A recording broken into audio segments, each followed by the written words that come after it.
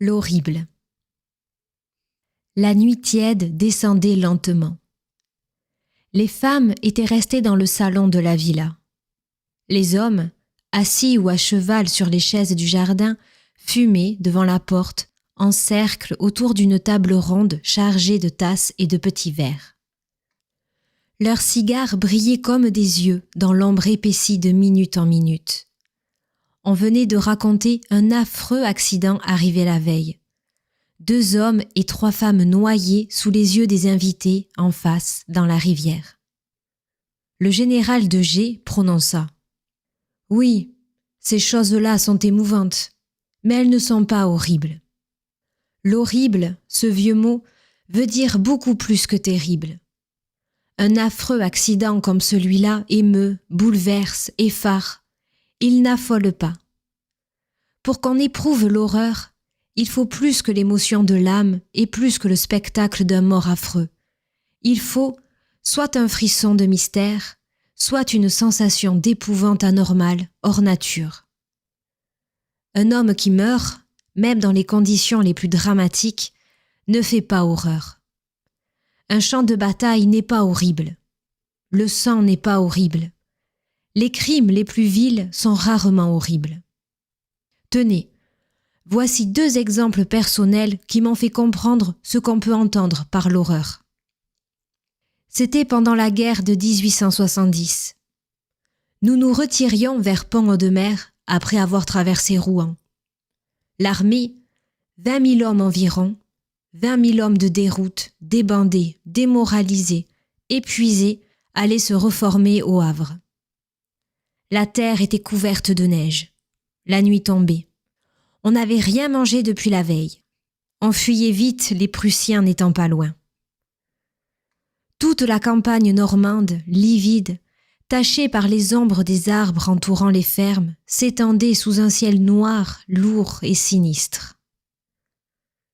On n'entendait rien autre chose dans la lueur terne du crépuscule qu'un bruit confus, mou, et cependant démesuré de troupeaux marchands, un piétinement infini, mêlé d'un vague cliquetis de gamelles ou de sabres. Les hommes, courbés, voûtés, sales, souvent même haillonneux, se traînaient, se hâtaient dans la neige, d'un long pas éreinté. La peau des mains collée à l'acier des crosses, car il gelait affreusement cette nuit-là.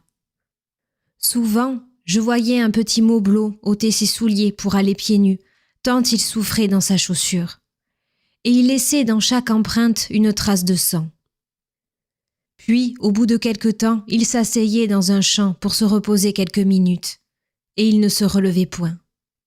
Chaque homme assis était un homme mort. En avons-nous laissé derrière nous de ces pauvres soldats épuisés qui comptaient bien repartir tout à l'heure dès qu'ils auraient un peu délassé leurs jambes roidies. Or, à peine avaient-ils cessé de se mouvoir, de faire circuler dans leur chair gelée leur sang presque inerte, qu'un engourdissement invincible les figeait, les clouait à terre, fermait leurs yeux, paralysés en une seconde cette mécanique humaine surmenée. Et ils s'affaissaient un peu, le front sur leurs genoux, sans tomber tout à fait pourtant, car leurs reins et leurs membres devenaient immobiles, durs comme du bois, impossibles à plier ou à redresser. Et nous autres, plus robustes, nous allions toujours, glacés jusqu'aux moelles, avançant par une force de mouvement donnée, dans cette nuit, dans cette neige, dans cette campagne froide et mortelle, écrasés par le chagrin, par la défaite, par le désespoir, surtout étreints par l'abominable sensation de l'abandon, de la faim, de la mort, du néant. J'aperçus 2 gendarmes qui tenaient par le bras un petit homme singulier, vieux, sans barbe, d'aspect vraiment surprenant. Il cherchait un officier, croyant avoir pris un espion. Le mot « espion » courut aussitôt parmi les traînards et en fit cercle autour du prisonnier. Une voix cria « Faut le fusiller !» Et tous ces soldats qui tombaient d'accablement, ne tenant debout que parce qu'ils s'appuyaient sur leurs fusils, eurent soudain ce frisson de colère furieuse et bestiale qui pousse les foules au massacre. Je voulus parler. J'étais alors chef de bataillon. Mais on ne reconnaissait plus les chefs. On m'aurait fusillé moi-même. Un des gendarmes me dit « Voilà 3 jours qu'il nous suit. Il demande à tout le monde des renseignements sur l'artillerie. » J'essayai d'interroger cet être. « Que faites-vous? Que voulez-vous? Pourquoi accompagnez-vous l'armée ?» Il bredouilla quelques mots en un patois inintelligible. C'était vraiment un étrange personnage, aux épaules étroites, à l'œil sournois, et si troublé devant moi que je ne doutais plus vraiment que ce ne fût un espion. Il semblait fort âgé et faible. Il me considérait en dessous, avec un air humble, stupide et rusé. Les hommes autour de nous criaient « Au mur, au mur !» Je dis aux gendarmes « Vous répondez du prisonnier ?» Je n'avais point fini de parler qu'une poussée terrible me renversa, et je vis, en une seconde, l'homme saisi par les troupiers furieux, terrassé, frappé, traîné au bord de la route et jeté contre un arbre. Il tomba presque mort déjà dans la neige. Et aussitôt on le fusilla. Les soldats tiraient sur lui, rechargeaient leurs armes, tiraient de nouveau avec un acharnement de brutes. Ils se battaient pour avoir leur tour, défilaient devant le cadavre et tiraient toujours dessus, comme on défile devant un cercueil pour jeter de l'eau bénite. Mais tout d'un coup, un cri passa. « Les Prussiens, les Prussiens !» Et j'entendis, par tout l'horizon, la rumeur immense de l'armée éperdue qui courait. La panique, née de ces coups de feu sur ce vagabond, avait affolé les exécuteurs eux-mêmes qui, sans comprendre que l'épouvante venait d'eux, se sauvèrent et disparurent dans l'ombre. Je restai seul devant le corps avec les 2 gendarmes, que leur devoir avait retenu près de moi. Ils relevèrent cette viande broyée, moulue et sanglante. « Il faut le fouiller, » leur dis-je. Et je tendis une boîte d'allumettes bougies que j'avais dans ma poche. Un des soldats éclairait l'autre. J'étais debout entre les 2. Le gendarme qui maniait le corps déclara « Vêtu d'une blouse bleue, d'une chemise blanche, d'un pantalon et d'une paire de souliers. » La première allumette s'éteignit. On alluma la seconde. L'homme reprit en retournant les poches. Un couteau de corne, un mouchoir à carreaux, une tabatière, un bout de ficelle, un morceau de pain. La seconde allumette s'éteignit. On alluma la 3e. Le gendarme, après avoir longtemps palpé le cadavre, déclara « C'est tout. » Je dis « Déshabillez-le, nous trouverons peut-être quelque chose contre la peau. » Et, pour que les 2 soldats puissent agir en même temps, je me mis moi-même à les éclairer.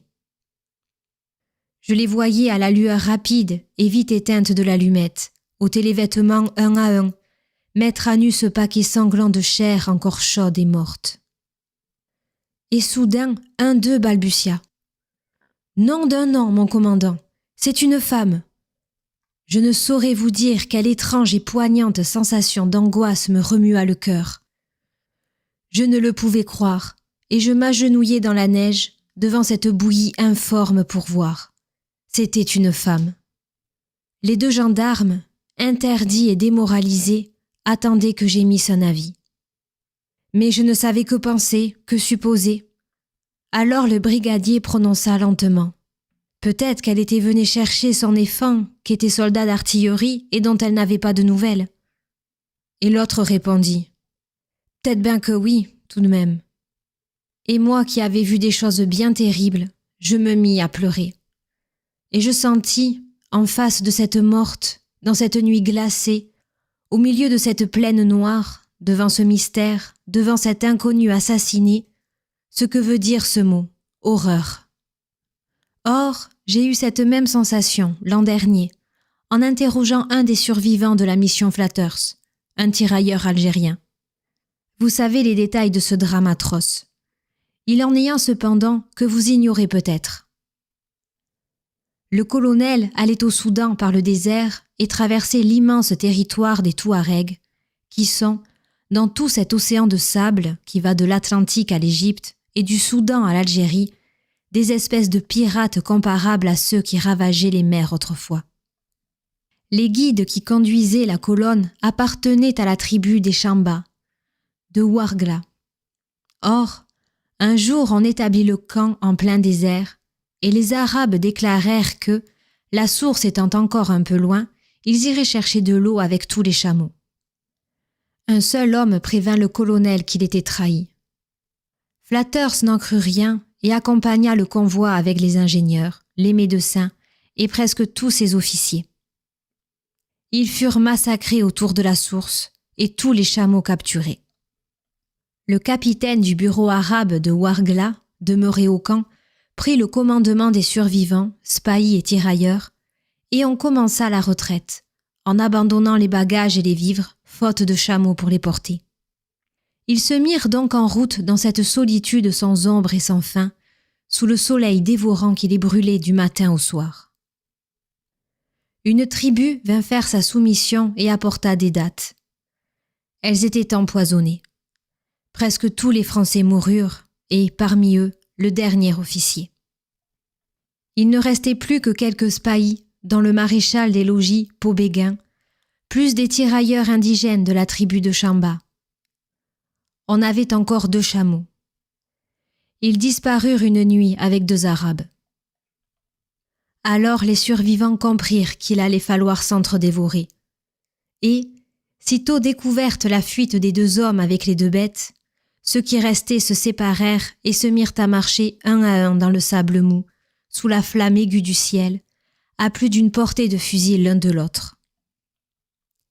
Ils allaient ainsi tout le jour, et quand on atteignait une source, chacun y venait boire à son tour, dès que le plus proche isolé avait regagné sa distance. Ils allaient ainsi tout le jour, soulevant de place en place, dans l'étendue brûlée et plate, ces petites colonnes de poussière qui indiquent de loin les marcheurs dans le désert. Mais un matin, un des voyageurs brusquement obliqua, se rapprochant de son voisin. Et tous s'arrêtèrent pour regarder.